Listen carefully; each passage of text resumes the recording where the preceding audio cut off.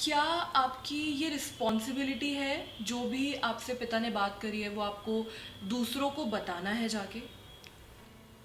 नहीं, my responsibility is only when God tells me to do something. ठीक है, which means कि अगर उन्होंने मुझे नहीं बोला तो it has to be between him and I. ठीक है, अगर मुझे पिता ने किसी के लिए प्रेयर करने के लिए बोला है तो I will just secretly pray for that person. मैं उनको जाके कॉल नहीं करूँगी कि हे मुझे पिता ने बोला था कि आपकी शादी के लिए प्रेयर करनी है, जब तक पिता ने मेरे को नहीं बोला कि उनको जाके बोलो. तो यहाँ पे आ जाती है आपकी इंटीमेसी लेवल, कि जो आपको पिता कह रहे हैं बस उसको उतना फॉलो करना. तो देर इज़ आपकी रिस्पॉन्सिबिलिटी सिर्फ तभी है जब पिता आपको बोले कि go to that person and speak truth. या फिर suppose second example I can give is like a prophecy, कि हो सकता है मैं चर्च के अंदर हूँ and there is a person जिसके बारे में पिता मेरे से बात करे and God is clearly saying to me कि go to that person and release this word of healing. That is my responsibility. अब वो मेरी और उनकी अकाउंटेबिलिटी, उन्होंने मेरे को एक टास्क दिया है विच आई हैव टू फुलफिल. क्यों? क्योंकि उन्होंने मुझे बोला कि गो एंड टेल. अगर उन्होंने मेरे को नहीं बोला तो it has to be a secret between me and God, and it's so important to keep secrets with God. I am telling you, हर चीज़ जो पिता आपको बताते हैं, हर रेवलेशन जो पिता आपको बताते हैं, it doesn't have to be spread throughout the world जब तक कि पिता आपको ना बोले कि this is what it is. कुछ कुछ चीज़ें वो आपको अपने लिए बताएंगे, कुछ कुछ चीज़ें वो आपको दूसरों के लिए बताएंगे, कुछ कुछ चीज़ें वो सिर्फ अपना हार्ट शेयर करने के लिए आपको बोलेंगे. कि सब्रीना, ऐसे इतनी बार हुआ है कि he has told me things about the world जिसके लिए आई वॉज सैड, मतलब मैं वो सुन के सैड हो गई थी, बट मैं कुछ नहीं कर सकती. लाइक उन्होंने मुझे ये नहीं बोला कि प्रे फॉर इट, उन्होंने मुझे ये नहीं बोला कि तुम जाके किसी को बताओ या उसके लिए एक इंटरसेशन टीम स्टार्ट करो या डू समथिंग अबाउट इट, कुछ नहीं. But he just shared his heart and said Sabrina ऐसे ऐसे एक प्रॉब्लम है दुनिया के अंदर and I am very upset about it and I am just sitting with him and मैं बस उनको कंपनी दे रही हूँ कि या गॉड आई नो. मैं सैड ज़रूर हुई थी बट आई न्यू कि वो चीज़ मेरे और पिता के बीच की है. That is something that is troubling God. But उन्होंने मेरे को अगर प्रेयर करने के लिए नहीं बोला तो मैं उसके लिए प्रेयर नहीं करूँगी. उन्होंने मेरे को बोला है प्रेयर करने के लिए तो मैं प्रेयर करूँगी. वो मेरे को एज अ फ्रेंड कुछ चीज़ शेयर कर रहे हैं तो मैं उसको एज अ फ्रेंड ही उन तक अपने तक रखूँगी. So this has to be something जो that comes with intimacy with God. जितना आप पिता के साथ इंटीमेट हो उतना ज़्यादा यू विल नो कि कौन सी चीज़ बाहर निकालनी है, कौन सी चीज़ आपको पिता तक रखनी है, अपने तक रखनी है. सो आप उस सिचुएशन को कैसे हैंडल करते हो जब पिता आपको कुछ बात बताएं और लोग उस बात पर विश्वास नहीं करते? मेरी अकाउंटेबिलिटी सिर्फ पिता के साथ है. ठीक है, पिता ने मुझे कोई चीज़ बोली है उनको बोलने के लिए, दैट इज़ माई रिस्पॉन्सिबिलिटी कि मैंने बोल दिया. If they believe that's great, if they take hold of it that's great, if they don't I can't pressurise them, I can't force them, और मैं उनके पीछे नहीं पड़ सकती. Which is something that I had to learn with time.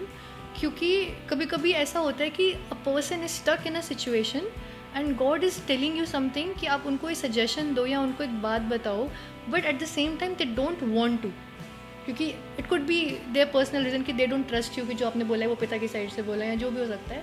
ये भी critical situation हो, but I can't force them कि आप ये मानो. What I can do is I can just speak what the Lord is speaking to me. That is the best I can do. But अब handle करने वाली बात जो है, अब मैंने उसको लेट गो करना स्टार्ट कर दिया है कि I don't have to worry और give all of me in that situation.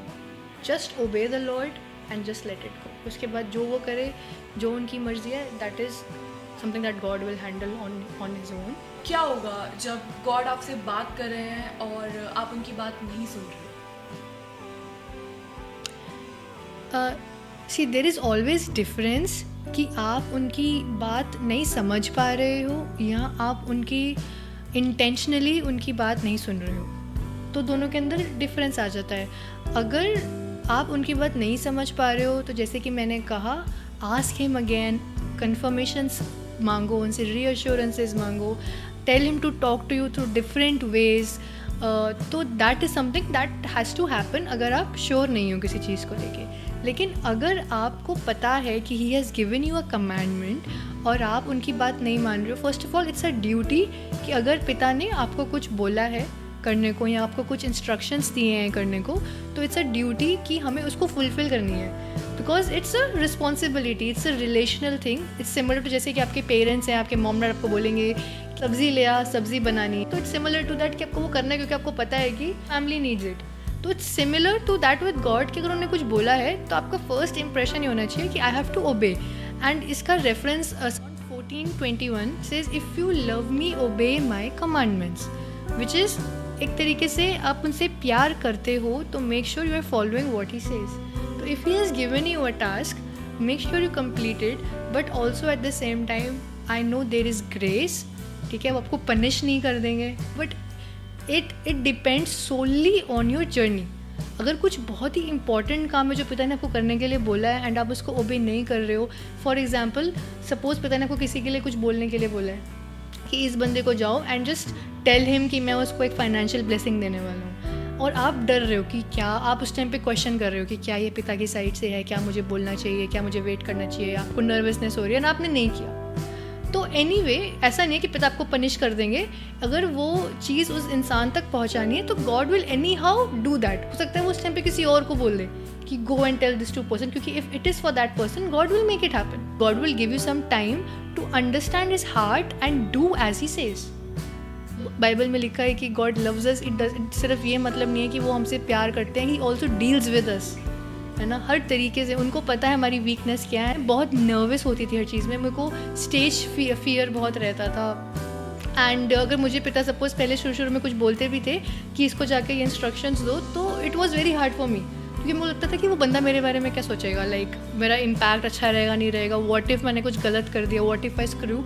तो शुरू में मैं नहीं करती थी जाके, बट गॉड ने फिर मेरे से बात करी एंड ही जस्ट सेड कि मैं जब हूँ तो why don't you do it. मैं क्लास में थी अपनी and we were worshipping and वहाँ पे एक लड़की बैठी थी मेरे सामने and God told me go tell her certain things उसकी लाइफ से related, go tell this to her. And I was like okay, and I straight away went to her and I was like कि you know God is saying this to me and मुझे आपको ये बात बतानी है, and I started speaking to her. And जैसे ही मैंने अपनी बात ख़त्म करी, instantly reaction was like give you a hug. मैंने कहा yeah sure, and she started to cry. I thought it's fine, मतलब maybe God is touching her. उसके बाद she revealed to me and she said कि आज मुझे सुबह God ने बोला था कि there will be a girl wearing a red dress coming to you and setting you free from certain things. And मुझे पिता ने सुबह ये बोला था कि you have to wear something red. मैंने उनकी बात मान ली बिकॉज आई नो कि it is God, I have to follow him, but उसके लिए it was a life changing experience because उसको समझ आ गया कि मैंने पिता की आवाज़ गलत नहीं सुनी एंड जो पिता ने उसको बोला वो पिता ने करके दिखाया and her life was change after that. So ये था हमारा end of part 4. God bless you and stay tuned for next video.